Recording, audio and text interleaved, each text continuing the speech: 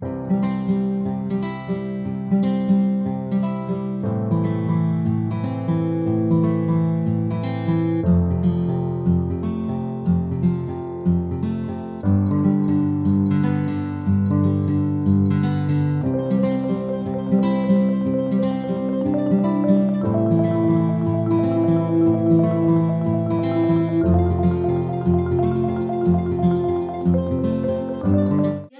apa kabar semuanya?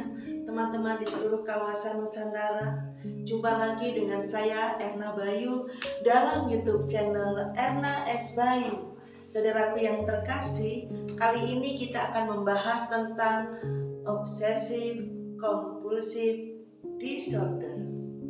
Apa itu OCD?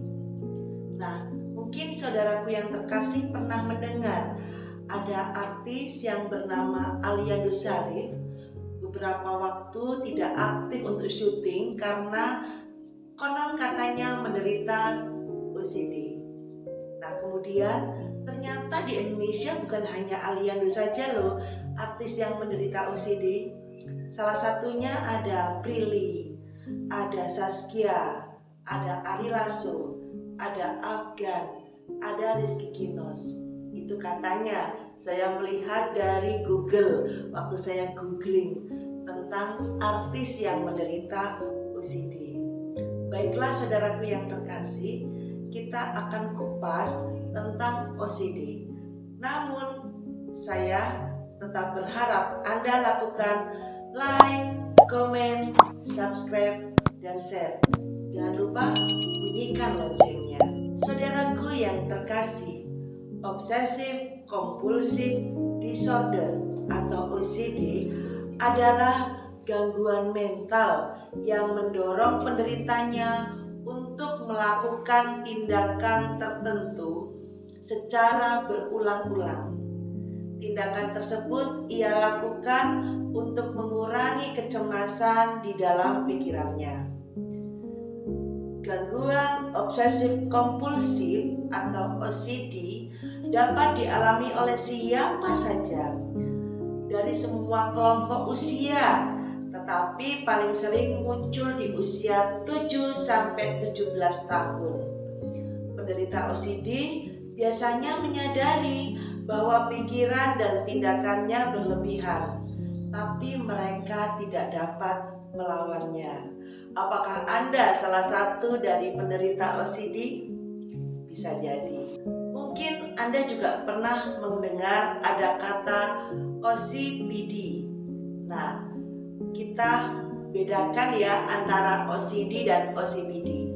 Meski namanya hampir sama, Obsessive Compulsive Disorder berbeda dengan Obsessive Compulsive Personality Disorder atau kita singkat OCPD. OCD termasuk gangguan mental yang gejalanya bisa hilang timbul. Gejala OCD didorong oleh pikiran yang obsesif untuk menghindari rasa takut dan cemas. Selain itu, penderita OCD biasanya sadar akan kondisi yang dialaminya. Misalkan tangannya berasa kotor terus ya, cuci tangan. Sudah itu pegang apa, cuci tangan lagi, kemudian cuci tangan lagi. Atau yang kedua adalah mengunci pintu. Setelah mau tidur, berangkat lagi, lihat pintunya, dikunci lagi. Kemudian dipastikan lagi, dikunci lagi. Ini salah satu gejala OCD. Bahkan ibu-ibu nih biasanya sedang nyalakan kompor ke belakang, nyalakan lagi kompornya. Setelah itu dimatiin. Setelah itu datang lagi ke dapur memastikan kompornya sudah mati. Berikutnya datang lagi ke dapur lagi untuk melihat apakah kompornya sudah mati atau belum. Ini juga kategorinya masuk ke dalam OCD. Sedangkan penderita OCPD cenderung bersifat sangat perfeksionis dalam segala hal. Namun penderita OCPD sering tidak menyadari kondisinya. Mungkin kita pernah bertemu dengan teman-teman yang serasa sangat perfect, tapi dia tidak pernah merasa bahwa dirinya perfect. Atau mereka merasa bahwa itu keseharian yang rutin. Nah, kemudian OCPD sendiri adalah gangguan kepribadian yang ditandai dengan sifat yang perfeksionis, pola pikir dan sikap yang kaku dan keras kepala, serta keinginan untuk mengendalikan segala sesuatu. Jadi mungkin Anda bertemu dengan orang seperti ini, sulit memang untuk berhadapan dengan orang-orang yang OCPD. Kenapa? Karena dia ingin segala sesuatu sempurna, bukan hanya untuk dia sendiri, tapi juga untuk orang lain. Sekarang kita akan bahas tentang apa sih penyebab dan gejala OCD. Ada beberapa faktor yang diduga dapat meningkatkan risiko terjadinya OCD. Antara lain faktor genetik, perubahan pada senyawa kimia otak. Saya pernah membahas tentang cairan otak. Nah, nanti dibuka lagi ya. Berikutnya adalah pengaruh lingkungan. Pengaruh lingkungan ini juga termasuk pengaruh tetangga kanan kiri, sekolah, atau yang paling dekat adalah keluarga. OCD ditandai dengan gangguan pikiran yang menimbulkan kecemasan dan perilaku yang dilakukan berulang kali untuk menghilangkan kecemasan tersebut. Sebagai contoh, penderita OCD yang takut terkena penyakit cenderung akan mencuci tangan secara berlebihan atau terlalu sering membersihkan rumah. Kita melihat hal-hal seperti ini kemarin pada saat pandemi.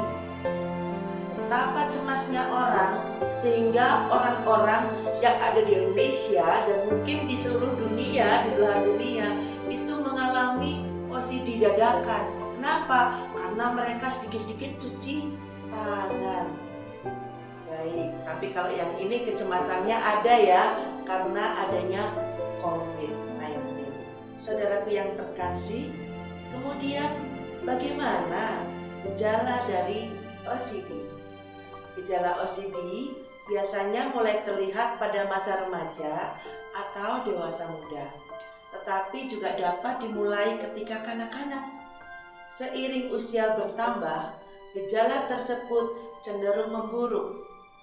Selain memburuk, gejala OCD juga bisa semakin berat bila penderitanya mengalami stres.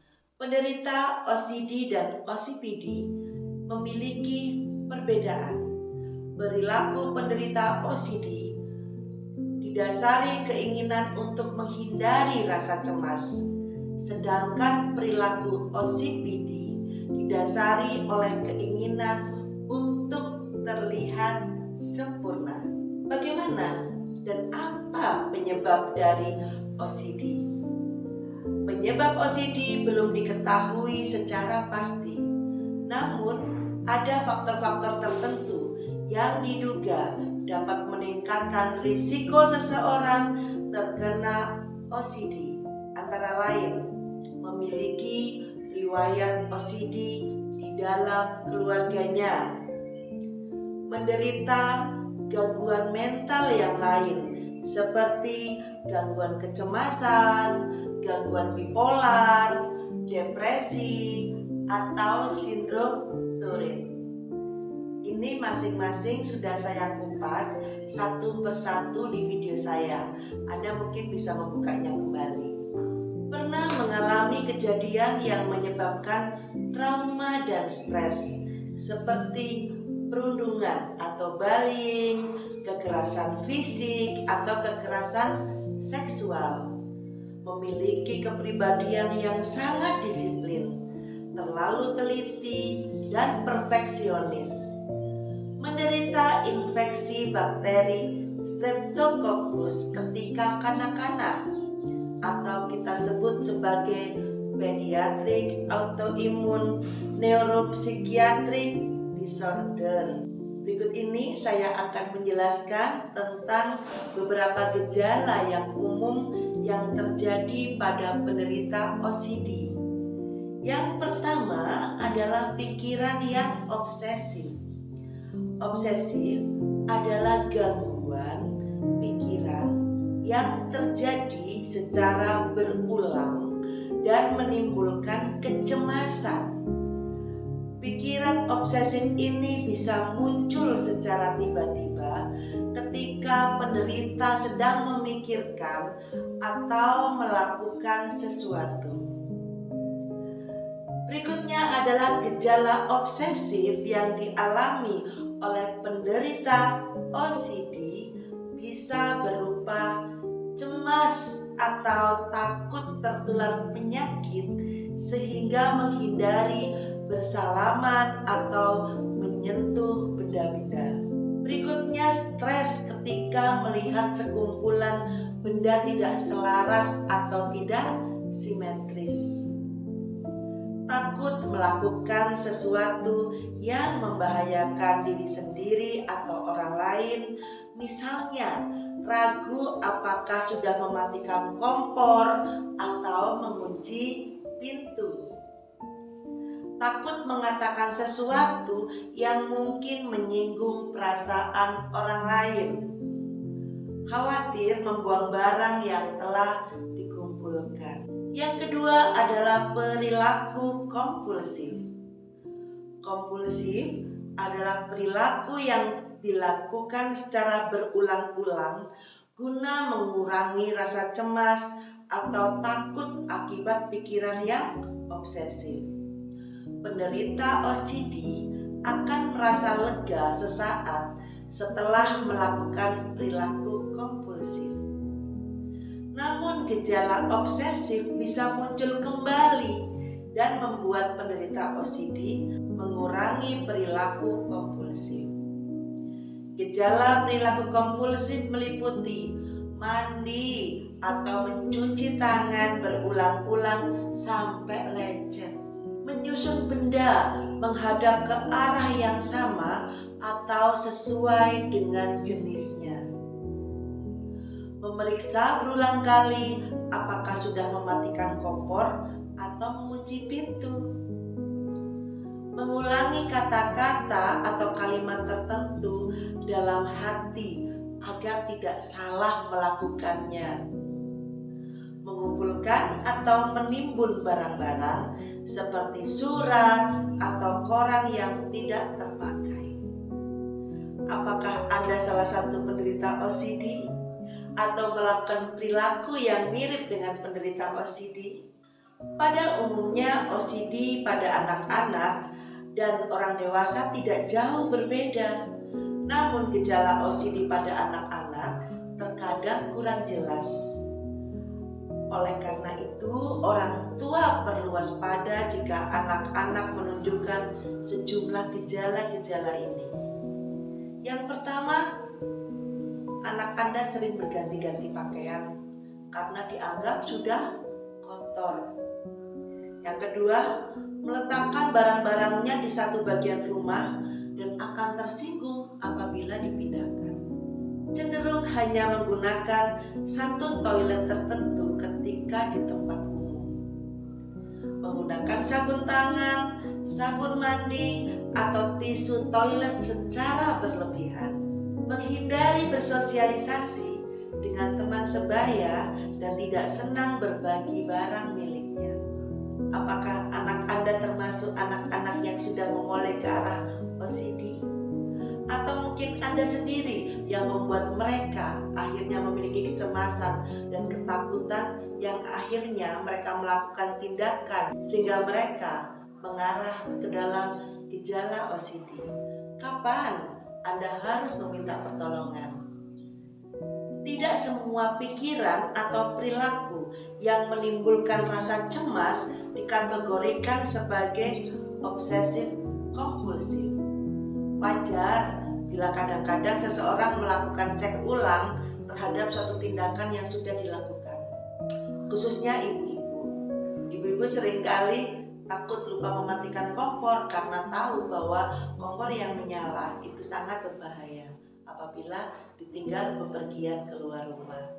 Yang harus Anda cermati adalah pikiran dan perilaku tersebut dinilai tidak wajar apabila sampai mempengaruhi aktivitas seseorang. Misalnya, menghabiskan waktu minimal 1 jam dalam satu hari untuk memikirkan dan melakukan tindakan tersebut. Tentunya ini akan sangat mengganggu aktivitas mereka sehari-hari. Tidak mendapatkan kesenangan dari tindakannya, tetapi hanya merasa lega dan bertahan sementara. Sulit mengendalikannya meski menyadari pikiran atau perilaku tersebut sudah berlebihan. Dan segera periksakan ke dokter apabila Anda atau anak Anda mengalami gejala tersebut. Pemeriksaan dan penanganan sejak dini pada OCD akan mencegah gejala OCD ini menjadi lebih berat. Kemudian untuk tenaga kesehatan yang ada di seluruh tanah air, salam sehat buat semuanya. Anda juga harus bisa menegakkan gejala obsesif compulsive disorder atau OCD. Yang pertama, untuk mendiagnosis OCD, seorang tenaga kesehatan akan menjalankan beberapa tahap pemeriksaan, mulai dari tanya jawab, pemeriksaan fisik dan kejiwaan, sampai pemeriksaan penunjang.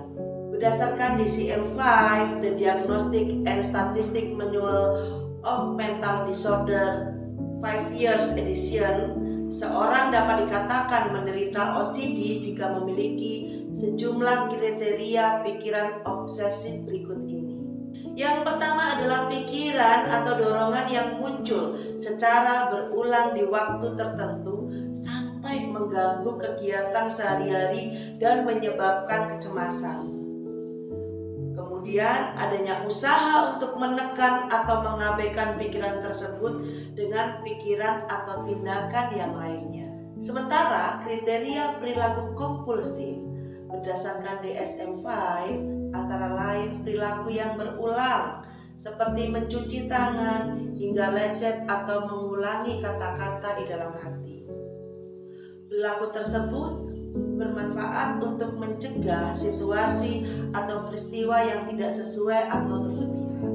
Dokter juga akan menilai apakah gejala tersebut sudah mengganggu prestasi di sekolah, kualitas pekerjaan, hubungan sosial dengan orang lain, atau aktivitas rutin sehari-hari.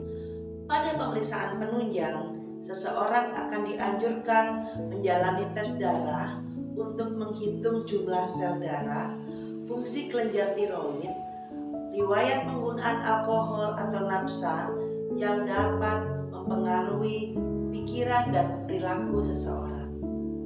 Jadi manfaatnya untuk membedakan apakah OCD ini betul-betul mengarah ke gangguan mental atau dikarenakan adanya penyakit yang lain yang saya sebutkan tadi. Adanya jumlah sel darah merah yang kurang ya, anemi misalnya. Kemudian adanya tiroid, penyakit hipertiroid.